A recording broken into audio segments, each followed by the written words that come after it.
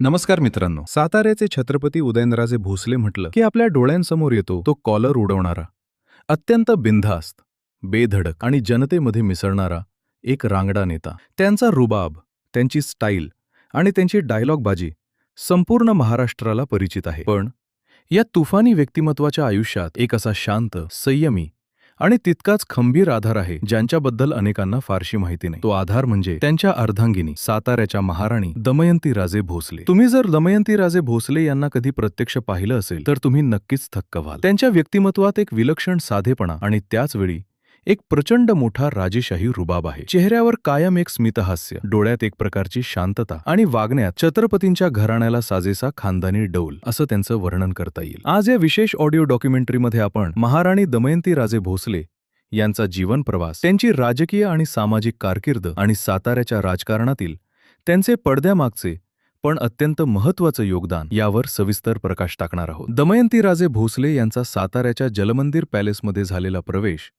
हा एका ऐतिहासिक घराण्याची मोठी जबाबदारी स्वीकारण्याचा क्षण होता. छत्रपती शिवाजी महाराजांचा थेट वारसा सांगणाऱ्या या घराण्याची सून होणं ही केवळ एक कौटुंबिक बाब नसून ती एक फार मोठी सामाजिक जबाबदारी असते. दमयंतीराजे यांनी ही जबाबदारी अतिशय लीलया आणि तितक्याच गांभीर्यानं पेलली आहे. राजघराण्याच्या परंपरा, सण, उत्सव आणि जलमंदिर पॅलेसमधील सर्व व्यवस्थापन त्या अत्यंत कुशलतेनं सांभाळतात. परंतु त्यांचा प्रवास केवळ राजवाड्याच्या 4 भिंतींपुरता मर्यादित नाही. उदयनराजे भोसले यांच्यासारख्या सतत लोकांमध्ये असणाऱ्या आणि वादळासारख्या फिरणाऱ्या नेत्याची पत्नी असणं हे एक आव्हानच असतं. उदयनराजे अनेकदा त्यांच्या बेधडक वक्तव्यांमुळे आणि आक्रमक शैलीमुळे चर्चेत असतात. अशावेळी घरामध्ये एक शांतता आणि समतोल राखण्याचं काम दमयंतीराजे करतात. उदयनराजे हे बाहेर कितीही आक्रमक वाटत असले तरी कुटुंबात आणि विशेषतः दमयंतीराजेंसोबत असताना ते अतिशय भावूक आणि साधे माणूस असतात, हे अनेकदा दिसून आलं आहे. नुकत्याच झालेल्या 2024च्या लोकसभा निवडणुकीच्या निकालानंतर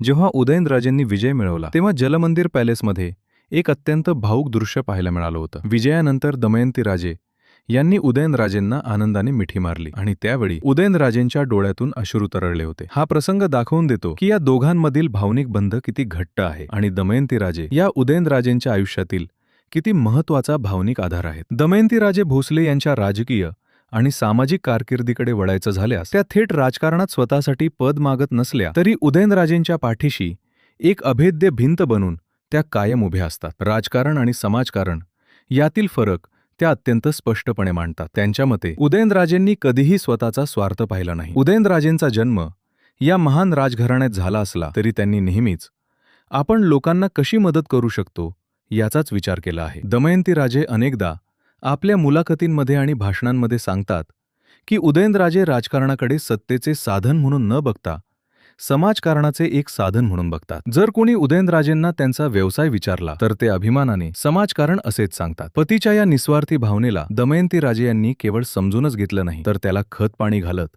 पाठबळही दिलं आहे. जेव्हा जेव्हा निवडणुका जवळ येतात तेव्हा दमयंतीराजे स्वतः मैदानात उतरतात. साताऱ्यातील जनतेशी, विशेषतः महिला वर्गाशी त्यांचा थेट आणि जिव्हाळ्याचा संपर्क आहे. महिलांचे प्रश्न, त्यांच्या अडीअडचणी त्या अत्यंत आपुलकीने जाणून घेतात. 2024च्या लोकसभा निवडणुकीच्या प्रचारात दमयंतीराजे यांचा एक अतिशय वेगळा आणि आक्रमक अवतार संपूर्ण महाराष्ट्राने पाहिला. एरवी शांत असणाऱ्या दमयंतीराजे यांनी उदयनराजेंच्या प्रचारासाठी संपूर्ण सातारा मतदारसंघ पिंजून काढला. त्यांनी केवळ सभाच घेतल्या नाहीत तर विरोधकांवर, विशेषतः काँग्रेसवर अत्यंत अभ्यासपूर्ण आणि जोरदार शब्दात सडकून टीका केली. त्यांचे हे रूप पाहून अनेक राजकीय विश्लेषकही अचंबित झाले होते. त्यांच्या भाषणांमध्ये एक प्रकारची स्पष्टता आणि लोकांच्या हृदयाला भिडणारी सच्चाई असते. लोकांच्या अपेक्षांची पूर्ती उदयनराजे नक्की करतील असा ठाम विश्वास त्या जनतेला देतात. उभा त्यामागे त्यांचा पतीच्या कार्यावर असलेला प्रगाढ विश्वास दिसून येतो. साताऱ्यातील कराडमध्ये जेव्हा देशाचे पंतप्रधान नरेंद्र मोदी यांची उदयनराजेंसाठी भव्य सभा झाली होती तेव्हा त्या सभेलाही दमयंतीराजे अत्यंत रुबाबात उपस्थित होत्या. यावरून राष्ट्रीय पातळीवरील नेत्यांसोबतही त्यांची असणारी राजकीय समज आणि राजघराण्याचे प्रतिनिधित्व करण्याची त्यांची क्षमता सिद्ध होते. सामाजिक पातळीवरही दमयंतीराजे या अत्यंत सक्रिय आहेत. कुंभमेळ्यासारख्या मोठ्या धार्मिक आणि सांस्कृतिक सोहळ्यांमध्ये त्यांचा सहभाग असतो. महाराष्ट्राच्या आणि देशाच्या सांस्कृतिक आणि आध्यात्मिक परंपरेशी त्या स्वतःला जोडून ठेवतात. साताऱ्यातील अनेक सामाजिक संस्था, महिला बचत गट आणि शैक्षणिक उपक्रमांना त्या कायम प्रोत्साहन देत असतात. जलमंदिर पॅलेसमध्ये येणाऱ्या प्रत्येक सामान्य माणसाची अडचण ऐकून घेणं आणि त्याला शक्य ती मदत करणं हा त्यांचा स्वभाव बनला आहे. राजमाता जिजाऊ आणि महाराणी ताराबाई यांच्या विचारांचा वारसा त्या खऱ्या अर्थाने पुढे नेत आहेत. एका बाजूला आधुनिक जगातील राजकारणाची आव्हाने आणि दुसऱ्या बाजूला शेकडो वर्षांची परंपरा, या दोन्ही गोष्टींचा सुरेख मेळ त्यांनी साधला आहे. त्यांची संवाद शैली अतिशय संयत आणि प्रभावी आहे. त्या जेव्हा लोकांशी बोलतात तेव्हा त्या केवळ एका खासदाराच्या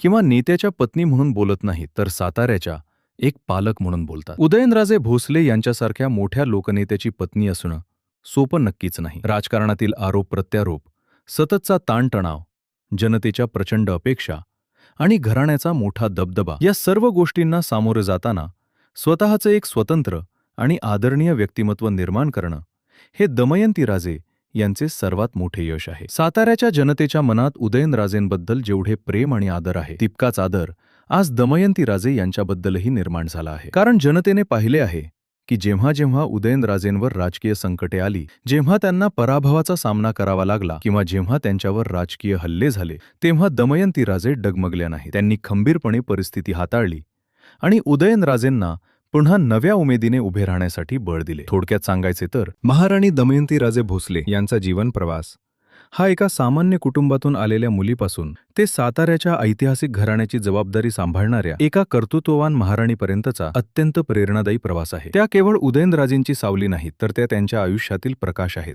जो त्यांना योग्य मार्ग दाखवतो आणि त्यांच्या आयुष्यातील वादळांना शांत करतो. त्यांची हीच खंबीर साथ आणि त्यांचे समाजकारण येणाऱ्या काळातही साताऱ्याच्या जनतेसाठी आणि महाराष्ट्राच्या राजकारणासाठी एक आदर्श उदाहरण म्हणून कायम राहील, यात कोणतीही शंका नाही. परंतु या आदर्शामागचा संघर्ष आणि त्यांची पडद्यामागची राजकीय रणनीती समजून घेणे तितकेच महत्त्वाचे आहे. जेव्हा आपण साताऱ्याच्या राजकारणाचा विचार करतो तेव्हा तिथे नुसत्या निवडणुका नसतात, तर ती एक प्रतिष्ठेची आणि अस्तित्वाची लढाई असते. साताऱ्याचे राजकारण हे नेहमीच सहकार, साखर कारखाने, सूतगिरण्या आणि स्थानिक स्वराज्य संस्था यांच्या भोवती फिरत आलेले आहे. या प्रचंड गुंतागुंतीच्या आणि अनेकदा अत्यंत अटीतटीच्या राजकीय वातावरणात उदयनराजे भोसले यांना आपला दबदबा कायम राखण्यासाठी एका अत्यंत कुशाग्र आणि दूरदृष्टी असलेल्या साथीदाराची गरज होती. आणि ती पोकळी दमयंतीराजे यांनी अत्यंत समर्थपणे भरून काढली. राजकारणात एक म्हण आहे की जो नेता मैदानात लढत असतो त्याच्या यशाचा खरा मार्ग हा त्याच्या घरातून आणि त्याच्या जवळच्या सल्लागारांमधून जातो. दमयंतीराजे या केवळ पत्नी नाहीत, तर त्या उदयनराजेंच्या सर्वात विश्वासू राजकीय आणि धोरणात्मक सल्लागार आहेत. जेव्हा राजकीय विरोधक उदयनराजेंवर वैयक्तिक आणि राजकीय पातळीवर हल्ले करतात तेव्हा या आरोपांना कधी आणि कसे उत्तर द्यायचे किंवा कधी पूर्णपणे शांत राहून विरोधकांना संभ्रमात टाकायचे, याचे अत्यंत अचूक टायमिंग दमयंतीराजे साधतात. त्यांची ही शांतता अनेकदा विरोधकांसाठी सर्वात मोठी डोकेदुखी ठरते, कारण या शांततेमागे कोणती राजकीय खेळी शिजत आहे याचा अंदाज भल्या भल्या राजकीय पंडितांनाही येत नाही. राजकीय संघर्षाच्या काळात एखाद्या नेत्याचे मानसिक संतुलन आणि त्याची निर्णय क्षमता टिकवून ठेवणे हे सर्वात मोठे आव्हान असते. 2019च्या लोकसभा पोटनिवडणुकीत जेव्हा उदयनराजे भोसले यांना अनपेक्षित पराभवाचा धक्का बसला होता, उत्कार साताऱ्याच्या आणि संपूर्ण महाराष्ट्राच्या राजकारणात एक मोठा भूकंप मानला गेला होता. एका छत्रपतींचा झालेला तो पराभव अनेकांसाठी धक्कादायक होता. तो काळ उदयनराजे आणि त्यांच्या संपूर्ण कुटुंबासाठी अत्यंत कसोटीचा आणि मानसिक तणावाचा होता. राजकारणात उगवत्या सूर्याला नमस्कार करण्याची प्रथा आहे, त्यामुळे पराभवानंतर अनेक जवळची वाटणारी माणसेही दुरावतात. अशा या अत्यंत खडतर आणि अंधाऱ्या काळात दमयंतीराजे भोसले या एका दीपस्तंभासारख्या उदयनराजेंच्या पाठीशी उभ्या राहिल्या. त्यांनी केवळ कुटुंबालाच सावरले नाही, तर कार्यकर्त्यांनाही धीर दिला. पराभवानं खचून न जाता पुन्हा नव्यानं आणि अधिक ताकदीनं उभे राहण्याची प्रेरणा त्यांनी दिली. त्यांच्या याच खंबीर मानसिक पाठिंब्यामुळे उदयनराजे त्या धक्क्यातून सावरले. राज्यसभेचे खासदार म्हणून त्यांनी पुन्हा दिल्लीत पाऊल ठेवले आणि 2024च्या निवडणुकीत विजयाचा गुलाल उधळून त्यांनी आपला गमावलेला गड पुन्हा अत्यंत दिमाखात सर केला. या संपूर्ण पुनरागमनाच्या प्रवासात दमयंतीराजे यांची भूमिका एखाद्या कुशल सारथ्यासारखी होती, ज्यानं वादळात सापडलेला रथ अत्यंत सुरक्षितपणे आणि मुत्सद्दीपणाने विजयाच्या दिशेनं हाकला. साताऱ्याच्या जलमंदिर पॅलेसचा वारसा चालवणं ही काही साधीसुधी गोष्ट नाही. छत्रपती शिवाजी महाराज आणि छत्रपती शाहू महाराज यांच्या विचारांचा आणि परंपरेचा तो एक जिवंत ठेवा आहे. संपूर्ण महाराष्ट्रातील लाखो लोकांच्या भावना या गादीशी जोडलेल्या आहेत. त्यामुळे या घराण्याची सून म्हणून वावरताना प्रत्येक पाऊल अत्यंत जपून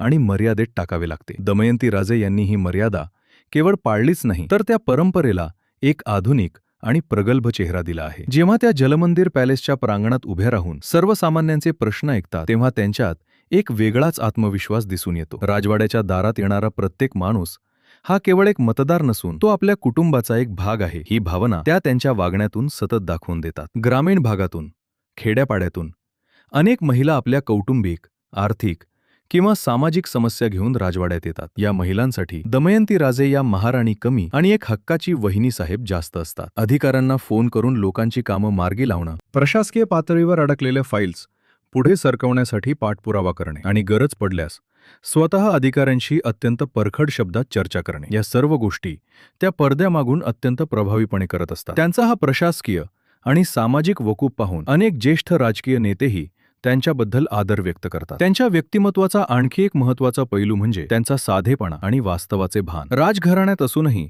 त्यांनी कधीही सत्तेचा किंवा संपत्तीचा बडेजाव मिरवला नाही. सण, समारंभ किंवा सार्वजनिक कार्यक्रमांमध्ये त्यांची उपस्थिती अत्यंत खानदानी आणि मोजक्या शब्दांची असते. त्या फार बडबड करत नाही, पण जेव्हा बोलतात तेव्हा त्यांचे शब्द अत्यंत मोजून मापून आणि थेट निशाण्यावर लागणारे असतात. महिला सक्षमीकरणाच्या बाबतीत त्यांचे विचार अतिशय स्पष्ट आणि आधुनिक आहेत. केवळ भाषणं ठोकण्यापेक्षा साताऱ्यातील महिलांना आर्थिकदृष्ट्या कसे स्वावलंबी बनवता येईल याकडे त्यांचा अधिक कल असतो.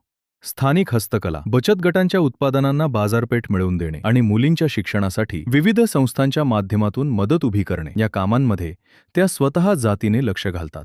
राजकारणातील चिखलफेक आणि आरोप प्रत्यारोप यापासून त्या स्वतःला जाणीवपूर्वक दूर ठेवतात, कारण त्यांना माहीत आहे की जनतेला शेवटी काम आणि विकास हवा असतो. उदयनराजे हे त्यांच्या स्वभावाप्रमाणे बेधडकपणे बोलून मोकळे होतात, पण त्यांच्या बोलण्यामुळे निर्माण होणारे राजकीय पडसाद कसे हाताळायचे, डॅमेज कंट्रोल कसे करायचे आणि मीडियामध्ये जाणारा संदेश कसा सकारात्मक राहील याची अत्यंत सूक्ष्म रणनीती दमयंती राजे यांच्याकडे तयार असते. येणाऱ्या काळात साताऱ्याचे आणि महाराष्ट्राचे राजकारण अधिक गुंतागुंतीचे होणार आहे. नवीन राजकीय समीकरणे, पिढ्यांचा बदलता दृष्टिकोन आणि सोशल मीडियाचा वाढता प्रभाव, या सर्व आव्हानांना तोंड देण्यासाठी एका प्रगल्भ आणि अभ्यासू नेतृत्वाची गरज असते. दमयंती राजे भोसले या सर्व बदलांचा अत्यंत बारकाईने अभ्यास करतात. त्या पडद्यामागे राहून माहितीचे संकलन करतात, राजकीय वाऱ्याची दिशा ओळखतात आणि त्यानुसार उदयनराजेंना योग्य तो सल्ला देतात. थोडक्यात सांगायचे तर उदयनराजे भोसले हे जर साताऱ्याच्या राजकारणाचे धगधगते इंजिन असतील, तर दमयंती राजे भोसले या त्या इंजिनाला योग्य दिशेने नेणारे स्टेअरिंग व्हील आणि प्रसंगी वेगावर नियंत्रण ठेवणारे ब्रेक आहेत. या दोघांची ही भक्कम आणि पूरक जोडीच आजच्या साताऱ्याच्या राजकारणातील सर्वात मोठी आणि अभेद्य ताकद बनली आहे. त्यांचा हा प्रवास केवळ एका राजघराण्याची गोष्ट नाही, तर ती एका स्त्रीच्या खंबीरपणाची, तिच्या राजकीय प्रगल्भतेची आणि तिच्या अफाट संयमाची एक अत्यंत रोमहर्षक आणि तर्कशुद्ध यशोगाथा आहे.